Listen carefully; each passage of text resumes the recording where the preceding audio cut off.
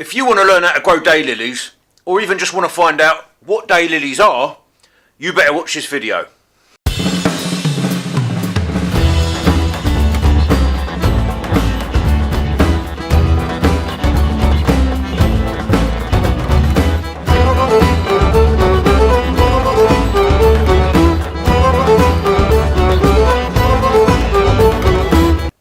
Right, now daylilies are a really attractive flowering plant. They remind me a little bit of iris. They've got a reed-like stem to them, and what's particularly lovely about them is they have the lily flower.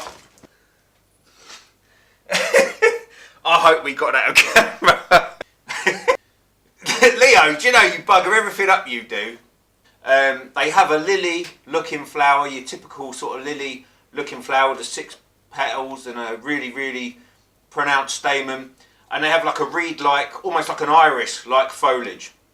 What I particularly like about daylilies is the fact that during the day they'll open up and during the night they'll close again. A little bit like a morning glory.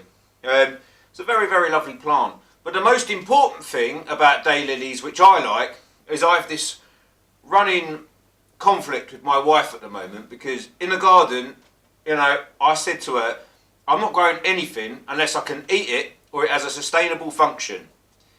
So we're in a situation where she wants more flowers. So what better way to sort this little problem out is to actually grow beautiful flowering things that you can eat. But a little word of caution here, a little bit of a disclaimer. Don't eat anything unless you know what you're eating. Do your research. I'm not having people blaming me if you get sick. Because even though this particular type of daylily is edible, what you've got to remember is some people it does not fit well with some people. Some people it's just not very harmonious for their digestive tract, if you know what I mean. So there's a few things you're going to have to think about if you want to grow daylilies. Now they are a perennial, but they're going to need a moist, rich soil. And when I say moist, I don't mean waterlogged. They do like a bit of moisture. They certainly don't want to dry out. And they have a sort of rhizomous bulb that they grow out of. So try and think about where you actually want to position these. I want to try and put these just on the edge of the woodland garden, where there's a fair bit of sun, but in the low-lying areas where they can get the moisture that they need. Another thing with daylilies is they don't like excessive heat. And, you know, they will tolerate part shade. So if you're in an area that in summertime is going to get a lot of direct sunlight and is going to heat up, probably best not to put them there. Probably best to offset them in the little corners where they get a bit of sun, but it's not going to be too hot for them. Now you can grow them from seeds. Today I'm going to grow them from seed. But remember, if you grow them from seed, you might have to wait 2 years before you get any flowers.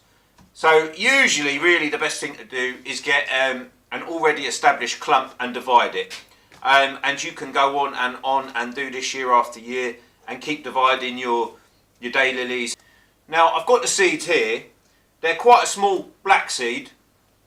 What I'll be looking to do with these is keep them moist, pot them up, put the cling film over the top of them, and must make sure they get a bit of light to the top of them as well. They like a bit of light to germinate.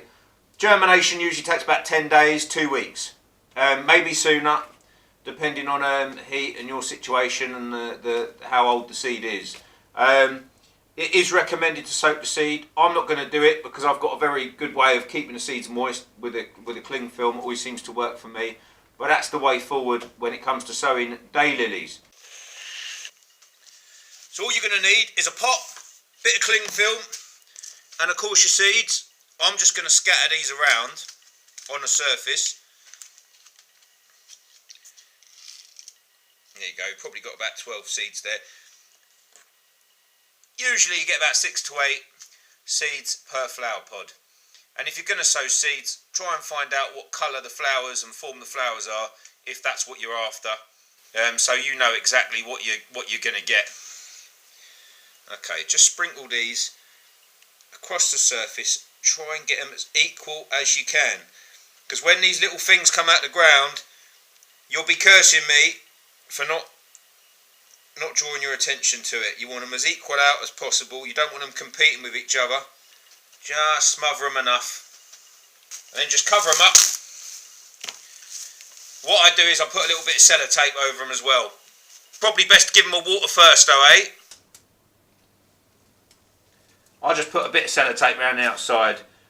Not on the pot itself, just to keep that into position. And you know, I'm hopeful for this. I mean, look, other than the fact I want you to know what you're doing before you eat anything, you know, the right daylilies, if you do know that they suit well with you, and you know you've eaten them before and you've never had any problems, you know, you can eat the tubers, the leaves, the flowers and the flower buds. You can use the flower buds like green beans. But to be perfectly honest with you, you know, my wife wants a bit of colour and I don't want anything in my garden that I can't use. So daylilies, they're a good one for that. I hope you enjoyed the video. Daylilies, a great flower, a great accompaniment to the permaculture or edible garden. Get out there and grow some!